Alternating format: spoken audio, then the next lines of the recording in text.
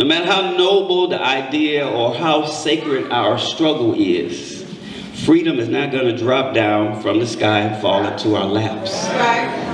We must choose to plan and to work and to organize and to struggle and to sacrifice and invest and build and train and do whatever is necessary until our change comes.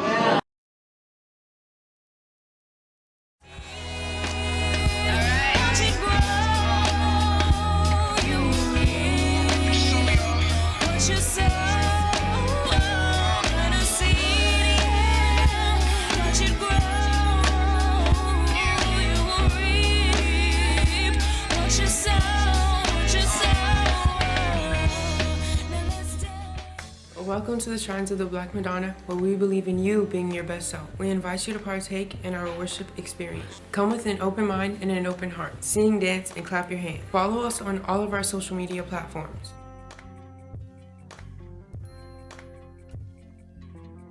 Giving is an opportunity for us to build community, ministry, health, and best self.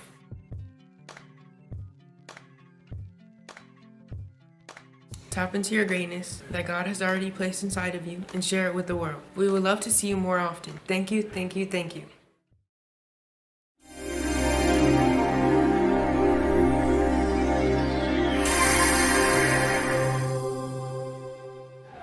My brothers and sisters who have endured chattel slavery, reconstruction, civil war, repression, oppression, and all the ills of the vortex of evil, He never gave us the faith that we would be able to move forward and be able to accomplish what we will. Say Ashe. Pamoja tutashinda. Pamoja tutashinda.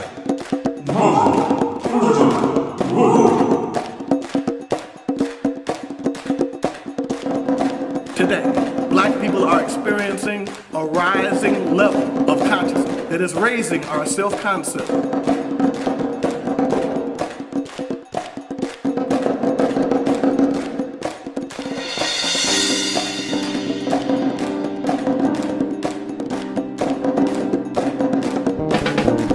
Today, Black women constitute the most educated segment of American society.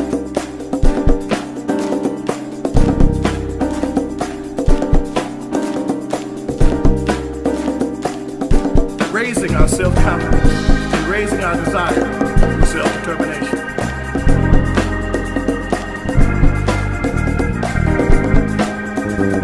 Today, Black artists, authors, actors, athletes, musicians, and scholars are telling our story.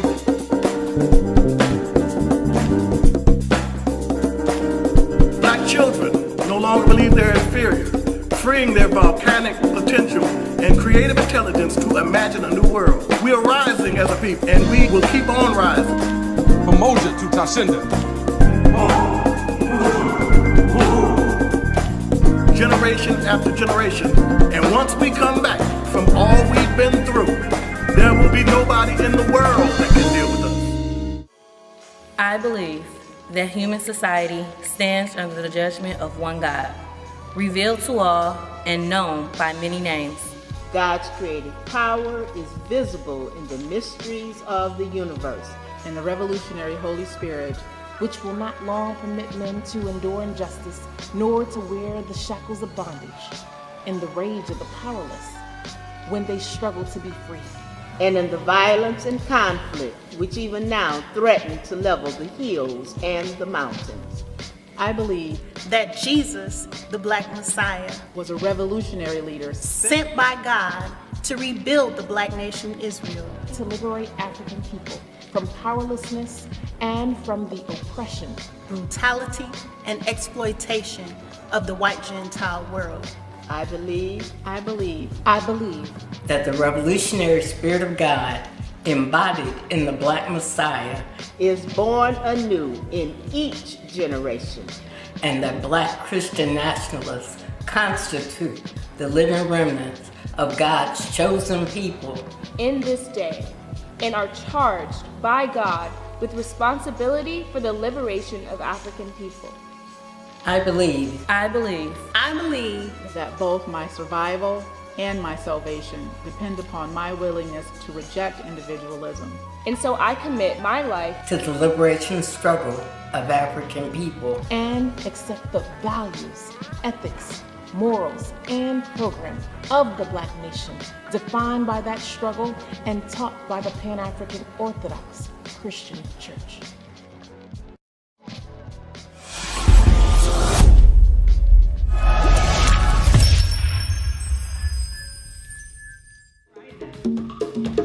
We have come together as an African people. We're children of the diaspora, seeking power and unity. We engage in this ritual, our call and response, as we summon the spirits of our ancestors and join with our spirits. We utilize these key Swahili terms: Kutafuta, which means to search; Kupata Mungu, which means to find God; Kugasana, which means powerful; and Kujitoa, to surrender to our Creator's will. Let us begin. Kutafuta means we have entered the sacred circle and we seek the experience of God. We open ourselves to receive the power of God. Kupata Mungu means that we have come upon God here, where we are. If we seek, we will find. When we are open, our inner divinity comes into touch with the cosmic power of God, and Kugasana will come like a mystical explosion. The overwhelming power of God enters into us. The creative intelligence of God directs us. We become one with God and with our people everywhere. When our inner divinity comes into contact with the higher power out of which it was created, we are born again. Yes, we are born again in the fullness of life. Sacred fellowships, the mystical sacraments, and the disciplines of the transforming community open us to receive the power of God in our surrender. Kujitoa, Kujitoa, we have new strength for our earthly battles. We share sacred trust with those who have gone before and with those who will come after. We are in total submission to the will of God. Kujitoa, Kutafuta, Kupata Mungu, Kugasana, Kujitoa, Kutafuta, Kupata Mungu, Kugasana, Kujitoa, Kutafuta, Kupata Mungu, Kugasana, Kujitoa. Ashe, Ashe, Amen. Get connected and stay connected online with the Shrine of the Black Madonna Virtual Village. Worship, join, learn, give, connect with us, all in one place in just 3 easy steps. 1. Go to our landing page via our Linktree URL or QR code. 2. Browse our selections and decide what you want to do and where you want to go. 3. Click on your choice and we'll take you right there. Yes, in just 3 easy steps, you can worship, join, learn, give, all in one place. So get connected and stay connected with us online at the Shrine of the Black Madonna Virtual Village. I want to introduce our message this morning by telling 2 stories. Recently, about 200 black people from America went on a pilgrimage to Egypt, the land of the pharaohs, where the pyramids, the Sphinx, and all the wonders of Kemetic civilization are on display along the Nile River. The travelers felt proud and inspired by the genius of African people.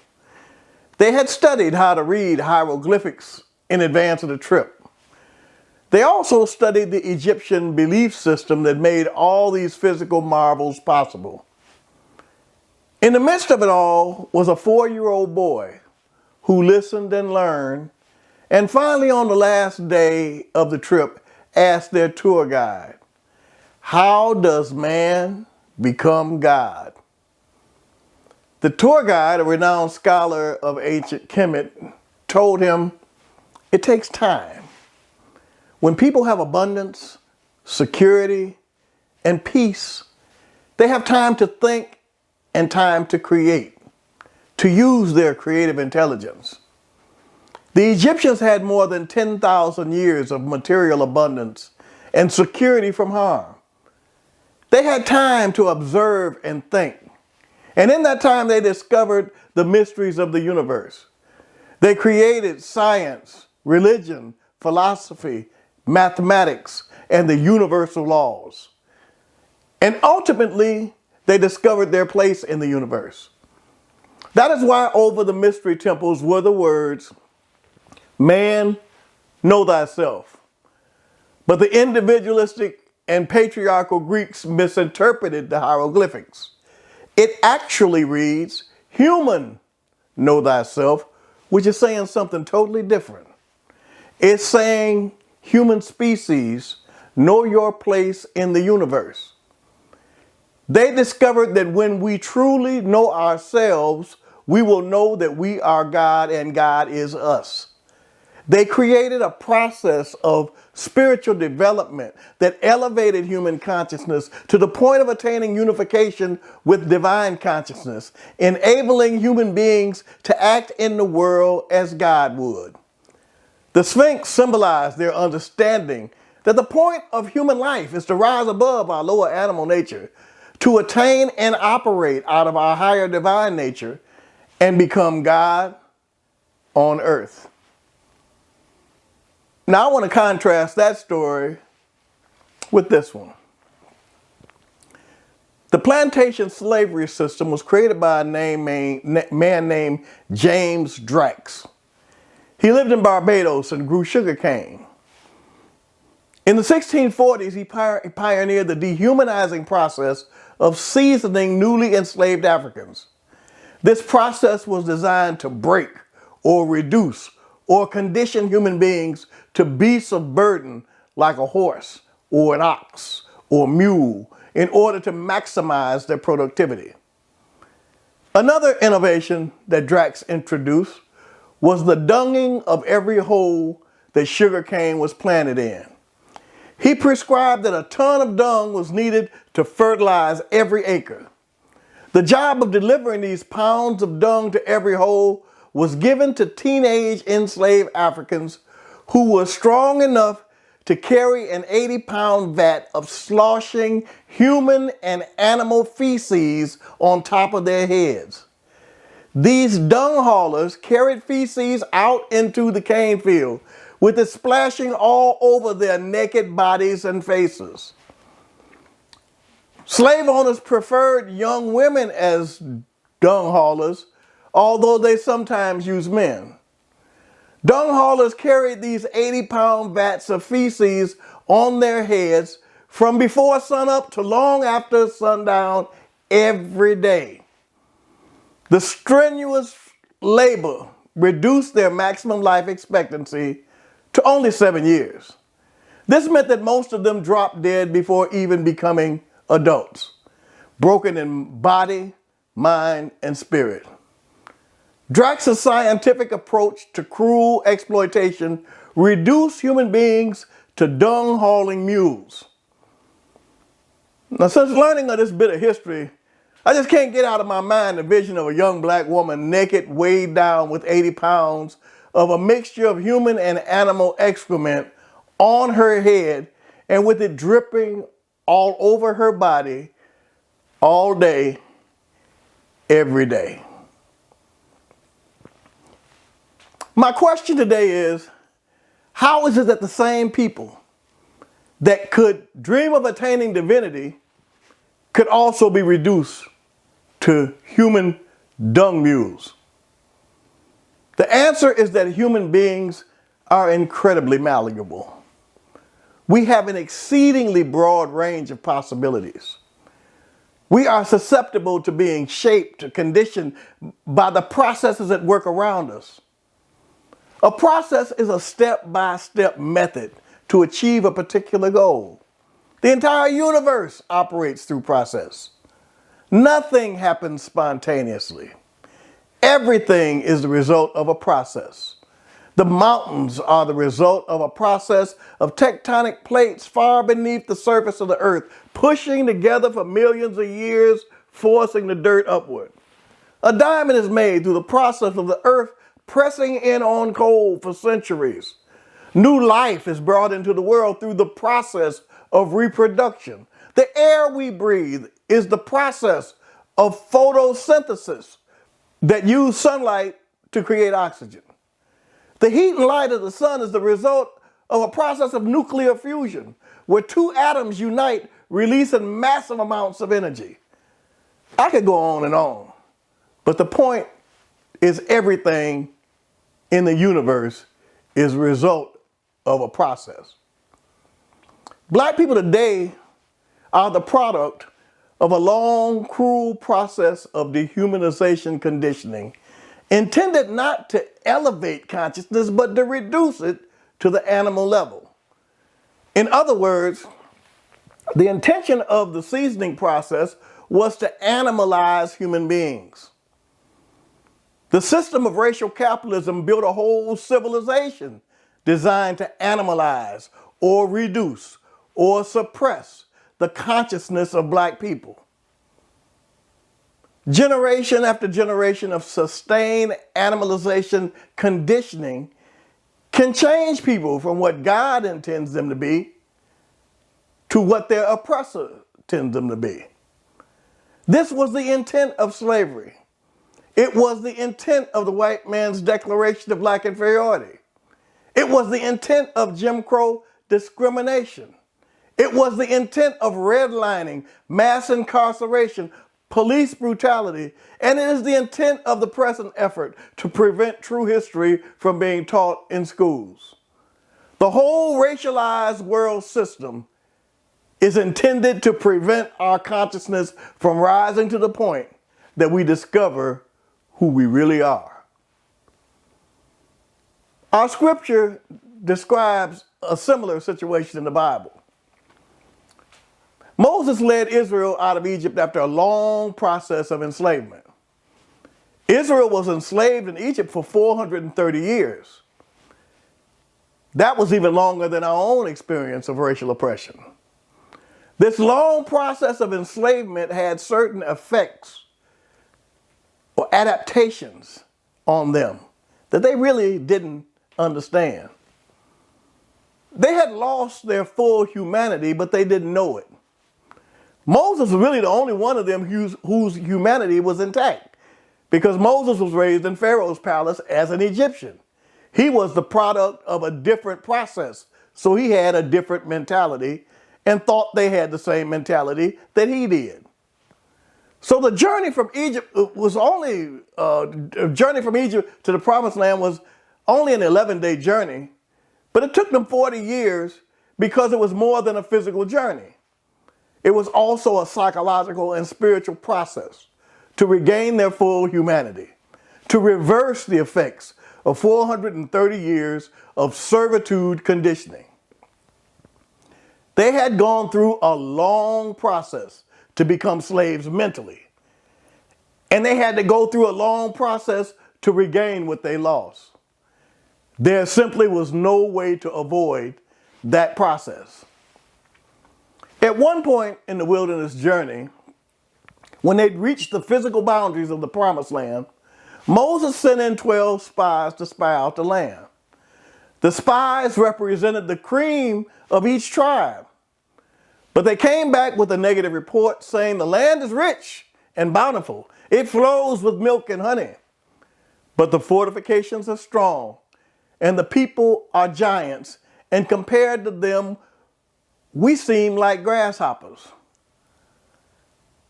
God decided they were not ready to enter the Promised Land because they didn't have the faith, confidence, or unity to act as full human beings or as a group. God told them, this generation will drop dead in the wilderness, bearing the weight of their faithlessness. This wasn't punishment for disobedience. Their faithlessness was a lack of faith in themselves and what God could do through them. So God tells Moses, they're going to have to spend 40 years in the wilderness in a process of learning to reverse the effects of their dehumanizing slavery experience. They had a lot to learn.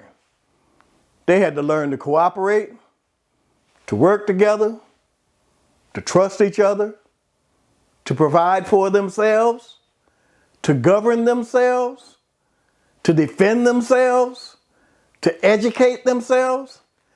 They had to learn to respect their own leadership and obey their own laws.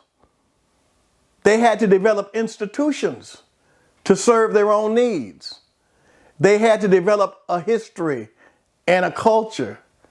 They had to do all of that and more in the wilderness before they could even think about going into the promised land.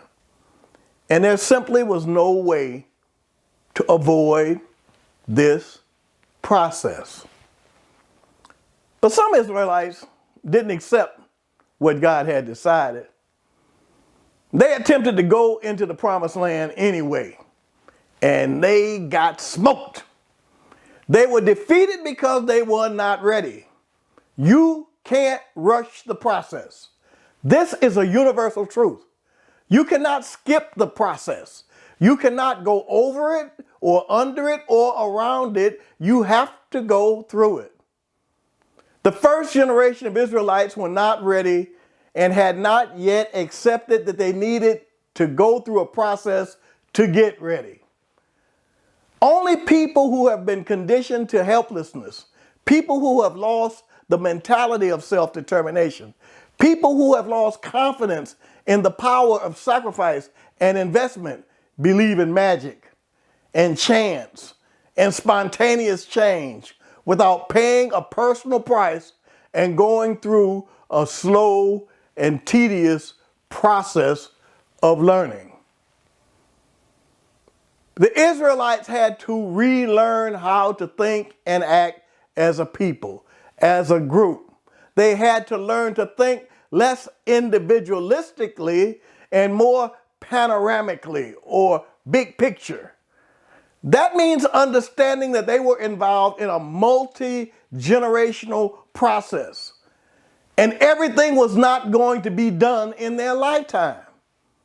They had to recognize and accept the hard truth that they were not the generation that was going to go into the promised land. They were the generation that was going to die in the wilderness. Their contribution to the process of Israelite liberation was to be good ancestors, to lay the foundation for those coming after them. Our African ancestors discovered the universal law that for every action, there is an equal and opposite reaction. As black people, we've been subjected to a multi-generational process of dehumanization and racial oppression. But we're now in the process of reaction against our oppression, whether we call it the black liberation struggle, racial uplift, black redemption, the recovery of African humanity, whatever we call it. It is a reaction to the things that have happened to us in the past. This struggle to be restored is not just the aspirational hope of a few woke radicals. It is the will of God to restore the balance and harmony and order to the universe that God intended. In other words, it is about more than me and you and what we want. It's what God wants. Our restoration is a process initiated by God. We have to believe that no matter how bad it may seem or how hopeless it may look at any point along the journey, the restoration of African people is inevitable because it is the revealed will of the Creator, Sustainer, and Master of the universe. Since 1865, we've been on the road back, but it is a long, slow road. Our beloved founder used to remind us it took a long process to reduce us to N words, and it's going to take a long process to be fully restored. This struggle cannot be accomplished in one lifetime. It is a collective work. It took generations of sustained effort to put us in the situation that we're in today. And it's going to take generations of sustained effort to reverse it. We all have a role to play in that process. And how well we play our role influences how long this process will take. One of the factors influencing how effectively we play our role is wrapping our minds around the fact that our struggle is a multi-generational process. In other words, we're not going to see the end result. We are not the generation that's going into the promised land. We are the generation that is going to die in the wilderness. Our role in the process of African restoration is to be good ancestors by doing our best in our time. As good ancestors, our duty is to make our ceiling the floor for those coming after us. In the Pan-African Orthodox Christian Church, we say we share a sacred trust with those who have come before and with those who will come after. This sacred trust is a pledge that connects the efforts of one generation to the next to create a continuous chain of struggle and hope. And it takes a continuous chain of multiple generations to reach our goal. We can't stop simply because things get a little better than they used to be. We have to be cognizant of the fact that we still live in the shadow of slavery. We are better than we were, but we're still sick. Post-traumatic slavery disorder is real. We still have lingering vestiges of a slave mentality. We're still fighting the tendency to hate each other. We still struggle to cooperate. We still have toxic, antagonistic, and dysfunctional relationships. We still show the symptoms of our conditioning: unreasonable suspicion, mistrust of each other, extreme competitiveness, intense feelings of insecurity, inadequacy, envy and jealousy, chronic irritability, and ever-present anger. In times of crisis, we still have a tendency to fly apart rather than to come together.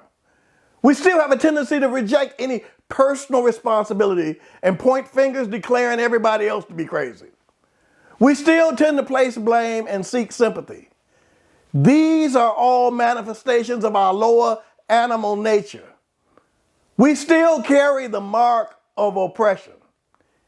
Even the best of us is still infected with niggerization conditioning. And I'm not just talking about other people. I'm including myself. We need to be mindful that we still have work to do, because when we forget, we start going backwards. Now, I'm not saying that we've not made progress. Today, we are not dung haulers. We are not sugarcane choppers or cotton pickers. Just think, my generation is just one generation out of the Jim Crow cotton fields. And look at how much we've done and how far we've come. We've come a mighty, mighty long way. But we have to accept that we won't see the final destination. We have to make our peace with finding our joy in the journey. This good ancestor attitude is reflected by Martin Luther King in his last speech, when he said, "I would like to live a long life. Longevity has its place. But it really doesn't matter with me now, because I've been to the mountaintop and I've seen the promised land. I may not get there with you, but I want you to know tonight that we as a people will get to the promised land." That's a good ancestor. He did his best in his own time and trusted that the baton will be picked up by those coming after him. A good ancestor is determined by the legacy you leave. Legacy is something we hand down, something we leave behind. And we hand down and leave behind way more than we think we do. Advancements in the fields of genetics and epigenetics have proven that we hand down everything.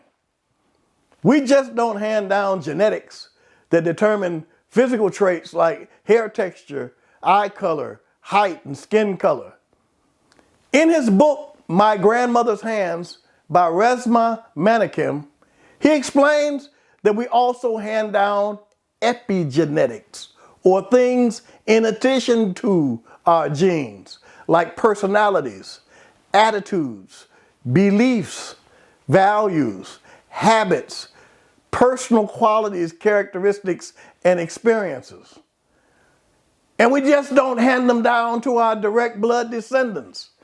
We hand them down to our group, our culture, our people, to our whole morphogenetic or collective energy field. So everything we do matters. Everything that we are and everything that we do is handed down and becomes a contributing factor to the lives of those coming after us. I'm talking about being a good ancestor. I've heard a lot of preachers emphasize the generational curses we hand down: drug addiction, alcoholism, poverty, violence, greed, selfishness, self-hatred, feelings of inferiority, and stress-induced illnesses like high blood pressure, diabetes, depression. Things that hold us back, that holds our families back, and holds our people back. But I'm here to tell you that we can also hand down generational blessings when we are conscious and intentional about the good things we're handing down. African people are spiritual people all over the world because we've handed down our spirituality for 1 million years. We can hand down grit and determination. We can hand down belief and confidence in ourselves. We can hand down compassion for each other. We can hand down our commitment to cooperate.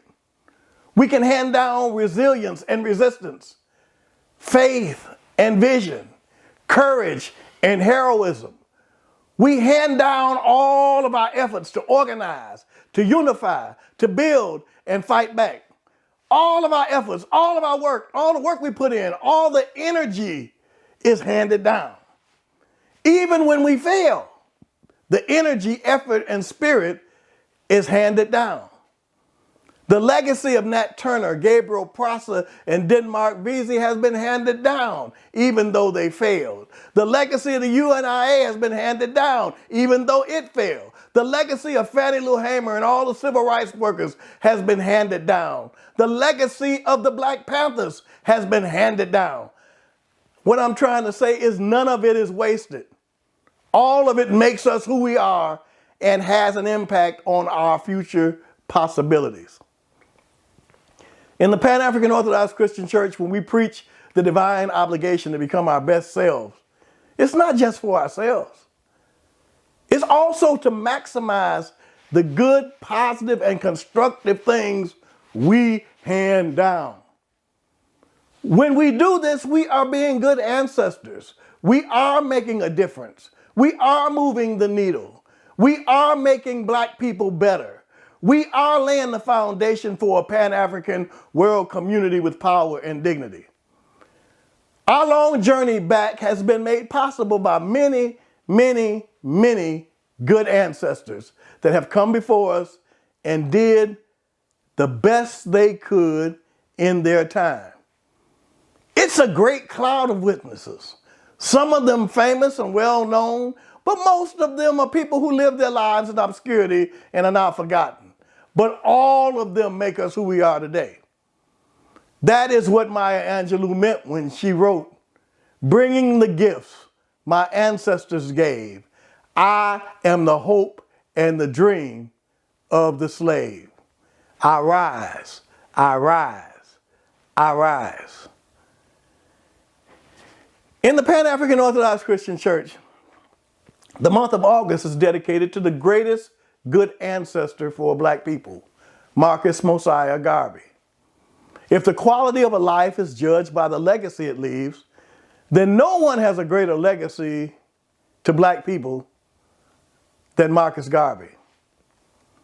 In his farewell message from the Atlanta Penitentiary, Marcus Garvey said, "If there is power in death, then in death count on me to be the real Marcus Garvey." The power in death is the legacy you leave. We not only celebrate what he did, but also what his legacy is still doing. His legacy has handed down an inspiration that has shown up in every black liberation organization in the world over the last 100 years. The Garvey legacy made black beautiful, made Africa our motherland, made red, black, and green our colors, made black pride possible, made black unity believable, and made a new world for black people conceivable. Marcus Garvey is our patron saint and our greatest good ancestor because he did the best he could in his time and provides an inspiring example for all of us to follow, to lay a foundation for those coming after us. That is the spiritual power of a good ancestor. The Bible says life is like a vapor or a mist that appears for a while then vanishes. That means we're all going to be dead in a little while. But while we have the power, we need to use it. You see, there's something within all of us that constantly pushes us forward and demands continuous progress. We all have the inner drive to do better and rise higher. We all have an inner impulse to seek justice and to do what's right. We all are driven by an inner urge to make a meaningful difference. We all are endowed with the divine inner resources to be a blessing to others. That is our inner divinity striving for expression. That is God seeking to act in the world through us. But we have to do our part to allow for its full expression in our behavior. Everything we do matters. Every time we show love and respect to one another. Every time we stand up for what's right. Every time we extend a helping hand. Every time we forgive somebody that has hurt us. Every time we sacrifice for the greater good. Every time we encourage somebody. Every time we take the high road. Every time we reject the negative and promote the positive, we are building up generational blessings for those coming after us. We are having a transformative effect. Every time we follow our higher divine nature, we are heightening the possibilities of a better tomorrow for black people. Every time we allow ourselves to be guided by the God within, we are moving toward that tipping point breakthrough when our collective African consciousness is awakened and we become one with our people everywhere.